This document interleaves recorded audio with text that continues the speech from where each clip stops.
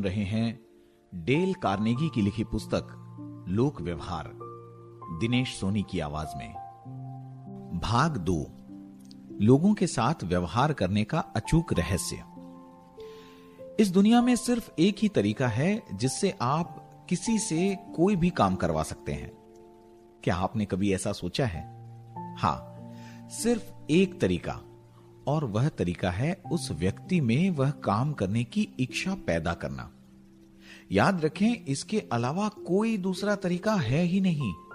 हां, अगर आप किसी के सीने पर रिवॉल्वर रखकर उसमें घड़ी देने की इच्छा पैदा कर सकते हैं, आप अपने कर्मचारियों को नौकरी से निकालने की धमकी देकर उन्हें सहयोग करने के लिए विवश कर सकते हैं, तभी तक जब तक आप उनके सामने हैं। बच्चे को पीटकर या पिटाई का डर दिखाकर आप उनसे अपनी बात मनवा सकते हैं, परंतु इन जंगली तरीकों के परिणाम अच्छे नहीं होंगे। केवल एक ही तरीके से मैं आपसे कोई चीज हासिल कर सकता हूं, और वह तरीका है आपको वह देना जो आप चाहते हैं। आप क्या चाहते हैं?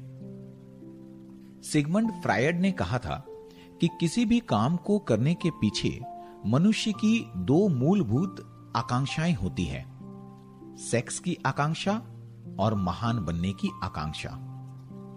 अमेरिका के महान दार्शनिक जॉन ड्यूई ने इसी बात को जरा अलग ढंग से कहा था। डॉक्टर ड्यूई ने कहा था कि मानव प्रकृति में सबसे गहन आकांक्षा महत्वपूर्ण बनने की आकांक्षा होती है। इस वाक्यांश को याद रखें, महत्वपूर्ण बनने की आकांक्षा। यह महत्वपूर्ण है। हम इस पुस्तक में इस वाक्यांश के बारे में बार बार सुनेंगे। आप क्या चाहते हैं? वैसे तो हम ढेर सारी चीजें चाहते हैं, परंतु बहुत कम चीजों को हम इतनी प्रबलता से चाहते हैं कि उसके बिना हमारा काम नहीं चल सकता।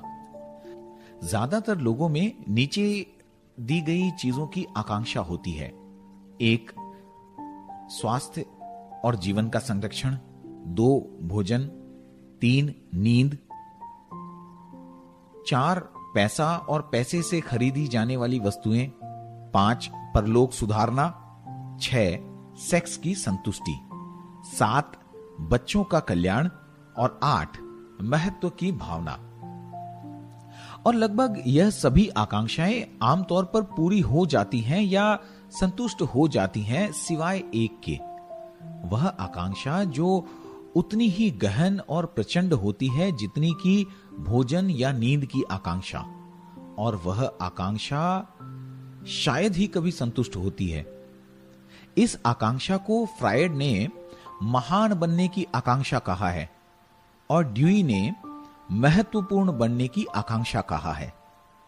लिंकन ने एक बार एक पत्र की शुरुआत में लिखा था, हर एक को तारीफ अच्छी लगती है। विलियम जेम्स ने कहा था, हर मनुष्य के दिल की गहराई में यह लालसा छिपी होती है कि उसे सराहा जाए। गौर करें, उसने इस आकांक्षा को इच्छा या चाहत या कामना नहीं कहा, उसने कहा सराहे जाने की लालसा। यह एक ऐसी मानवीय भूख है जो स्थायी है, और वह दुर्लभ व्यक्ति जो लोगों की इस प्रशंसा की भूख को संतुष्ट करता है, लोगों को अपने वश में कर सकता है।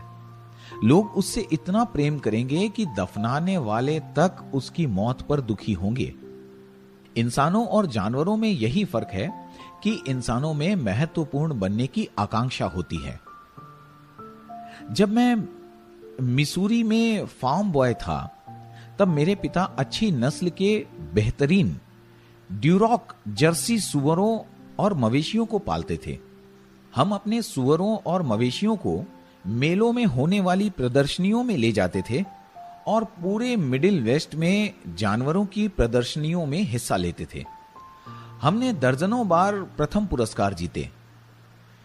मेरे पिताजी ने सफेद मलमल के टुकड़े पर नीले रिबन लगा दिए, और जब भी उनके दोस्त या आगंतुक घर में आते तो वे सफेद मलमल के लंबे टुकड़े को गर्व से दिखाते थे।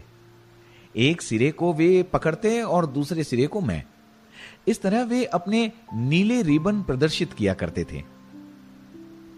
सुअरों को अपने जीते हुए रिबनों की कतई परवाह नहीं थी, परंतु मेरे पिताजी को थी।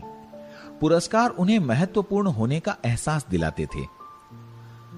अगर हमारे पूर्वजों में महत्वपूर्ण होने की यह आकांक्षा इतनी प्रबल नहीं होती तो सभ्यता का विकास असंभव था। इसके बिना हम आज भी जानवरों की तरह ही रह रहे होते। महत्वपूर्ण बनने की इस आकांक्षा के कारण एक अशिक्षित और गरीब ग्रोसरी क्लर्क कानून की किताबें पढ़ने के लिए प्रेरित हुआ, जो उसने रद्दी वाले से 50 सेंट में खरीदी थी। आपने शायद उस ग्रोसरी क्लर्क का नाम सुना होगा। उनका नाम लिंकन था। महत्वपूर्ण बनने की इसी आकांक्षा ने डिकेंस को अपने अमर उपन्यास लिखने के लिए प्रेरित किया। इसी आकांक्षा ने सर क्रिस्टोफर रेन को पत्थरों में सिम्फनी लिखने के लिए प्रेरित किया। इसी आकांक्षा की वजह से रॉकफेलर ने करोड़ों डॉलर जमा किए और कभी खर्च नहीं किए। इसी आकांक्षा के कारण आपके शहर का सबसे अमीर परिवार एक ऐसा घर बनता है जो उसकी जरूरत के हिसाब से बहुत बड़ा होता है। यही आकांक्षा आपके लेटेस्ट फैशन के कपड़े पहनवाती है, लेटेस्ट कार खरीदवाती है और अपने होशियार बच्चों के बारे में बातें करवाती है। यही आकांक्षा कई लड़के लड़कियों को गैंग में शामिल करवाकर उनसे अपराध करवाती है। न्यूयॉर्क के भूतपूर्व पुलिस कमिश्नर E.P. मलरूनी के अनुसार औसत युवा अपराधी में इतना ईगो होता है कि गिरफ्तार होने के बाद उनकी सबसे पहली मांग उन अखबारों को पढ़ने की होती है जिन्होंने उन्हें हीरो बना दिया। वे बाद में मिलने वाली सजा को लेकर उतने चिंतित नहीं होते जितने कि अखबार में नामी खिलाड़ियों, फिल्म और टीवी स्टार्स और राजनेताओं के साथ अपनी तस्वीर छपी देखकर खुश होते हैं। आप मुझे बता दें कि किस बात से आपको महत्वपूर्ण होने का अनुभव होता है और मैं आपको बता दूंगा कि आप क्या हैं। इस बात से आपका चरित्र निर्धारित होता है। यह आपके बारे में महत्वपूर्ण बात है। उदाहरण के तौर पर जॉन डी रॉकफेलर को चीन के पीजिंग शहर में एक अस्पताल बनाने के लिए करोड़ों डॉलर का दान देने में महत्व का एहसास होता था। ऐसे लाखों गरीब लोगों के भले के लिए जिन्हें न कभी उन्होंने देखा है और न देख पाएंगे। दूसरी तरफ डिलिंजर एक लुटेरा, बैंक डकैत और हत्यारा बनने में महानता का अनुभव करता था। जबकि FBI के एजेंट उसे खोज रहे थे तो वह मिनेसोटा के एक फार्म हाउस में घुसा और उसने कहा, मैं डिलिंजर हूं। उसे इस बात का गर्व था कि वह देश का सबसे चर्चित अपराधी है। उसने कहा, मैं तुम्हें नुकसान नहीं पहुंचाऊंगा, परंतु मैं डिलिंजर हूं। हां, डिलिंजर और रॉकफेलर में महत्वपूर्ण अंतर यह था कि उन्हें महत्वपूर्ण होने का अनुभव अलग अलग चीजों से होता था। इतिहास ऐसे रोचक उदाहरणों से भरा पड़ा है कि प्रसिद्ध लोगों ने महत्वपूर्ण होने की अपनी आकांक्षा को किस तरह से अभिव्यक्त किया। George Washington his mightiness the president of United States कहलाना पसंद करते थे। कोलंबस ने admiral of ocean and viceroy of India के टाइटल के लिए आवेदन किया था। कैथरीन महान ऐसे पत्रों को नहीं पढ़ती थी जिन पर हर इंपीरियल मेजेस्टी नहीं लिखा होता था, और मिसेस लिंकन व्हाइट हाउस में मिसेस ग्रांट पर शेरनी की तरह झपटते हुए चिल्लाई थी, तुमने बिना मेरी इजाजत के मेरे सामने बैठने की जरूरत कैसे की। हमारे देश के करोड़पतियों ने एडमिरल बर्ड के अंटार्कटिका अभियान के लिए 1928 में इस शर्त पर धन दिया कि बर्फीले पर्वतों की श्रेणी का नाम उनके नाम पर रखा जाए। प्रसिद्ध लेखक विक्टर ह्यूगो चाहते थे कि पेरिस का नाम उनके नाम पर रखा जाए। महान शेक्सपियर भी अपने परिवार के लिए कोट ऑफ आर्म्स हासिल करके अपने नाम को अधिक महत्वपूर्ण बनाना चाहते थे।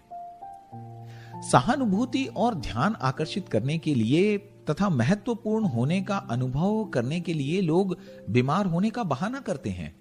उदाहरण के तौर पर मिसेस मैकिनले को ही ले लें। उन्हें महत्वपूर्ण होने का एहसास तब होता था जब वे अपने पति को, यानी अमेरिका के राष्ट्रपति को, देश के महत्वपूर्ण मामलों की उपेक्षा करने के लिए विवश कर देती थी। अमेरिका के राष्ट्रपति की पत्नी यह चाहती थी कि उनके पति अपने सारे काम धाम छोड़कर उनके पास घंटों बैठे रहें, अपनी बाहों में लेकर उन्हें शांत करने की कोशिश करें। वे अपने पति का ध्यान खींचने के लिए इतनी व्याकुल थी कि उन्हें जोर देकर कहा कि दांतों के डॉक्टर के पास जाते समय भी उनका पति उनके साथ रहे। एक बार जब उन्हें दांतों के डॉक्टर के पास अकेले जाना पड़ा, क्योंकि उस समय उनके पति का गृह मंत्री जॉन हे के साथ अपॉइंटमेंट था, तो इस छोटी सी बात पर श्रीमती जी ने तूफान खड़ा कर दिया। लेखिका मेरी रॉबर्ट्स राइनहार्ट ने मुझे एक स्वस्थ और प्रभावशाली महिला के बारे में बताया जो महत्वपूर्ण होने का एहसास हासिल करने के लिए बिस्तर पर पड़ गई। एक दिन मिसेस राइनहार्ट ने कहा, इस महिला को किसी मुश्किल परिस्थिति का सामना करना पड़ा, शायद उसकी उम्र का। उसे अपनी आगे की जिंदगी में अकेलापन दिखाई दे रहा था और उसकी जिंदगी में कोई सपना, कोई आशा नहीं थी। वह बीमार होकर बिस्तर पर पड़ गई और 10 साल तक उसकी बूढ़ी मां उसकी चाकरी करती रही, उसके लिए भोजन की थाली ले जाती रही, उसकी सेवा करती रही। एक दिन बूढ़ी मां सेवा के थकान के कारण मर गई। कुछ हफ्तों तक बीमार युवती दुख मनाते हुए बिस्तर पर पड़ी रही। फिर वह उठी, उसने अपने कपड़े बदले और जिंदगी एक बार फिर से जीना शुरू कर दिया।